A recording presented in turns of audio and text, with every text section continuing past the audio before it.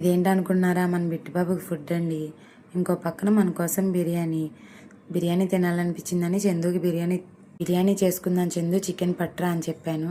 Chicken తేగానే మన simple ప్రాసెస్ని start చేసేసాను. ఏంటి ఆ ప్రాసెస్ అనుకున్నారా? ముందుగా చికెన్లో ఉప్పు, కారం, పసుపు వేసుకొని బాగా కలిపేసి పక్కన పెట్టేయండి.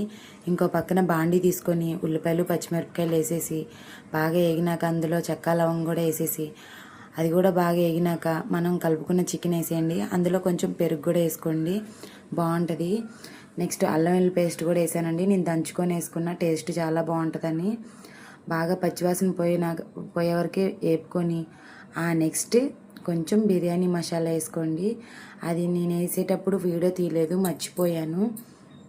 ఆల్రెడీ మనం ఉప్పు, కారం, పసుపు వేసుకున్నాం కాబట్టి కర్రీలో తర్వాత ఎసరు పోసినాక మీరు ఉప్పు చూసుకొని తర్వాత రైస్ వేసేసుకోండి. రైస్ వేసినాక మన బిర్యానీ రెడీ అయిపోయింది. చూసారా ఎంత బాగుందో? ఆ పీస్ చూసారా ఎంత నీట్గా వచ్చిందో? ఇంకో పక్కన మన బిట్టుగాడి ఫుడ్ కూడా రెడీ అయిపోయింది. మన బిర్యానీ టేస్ట్ ఎలా ఉందో చూద్దాం అనుకుంటున్నారా? దగ్గరలో ఉన్న వాళ్ళైతే మా ఇంటికి వచ్చేయండి. ఇప్పుడు మన బిర్యానీ ఫుడ్ ఎలా ఉందో మా అబ్బాయి చెప్తాడు. చందు, బిర్యానీ ఎలా ఉంది చెప్పమ్మా? సూపర్.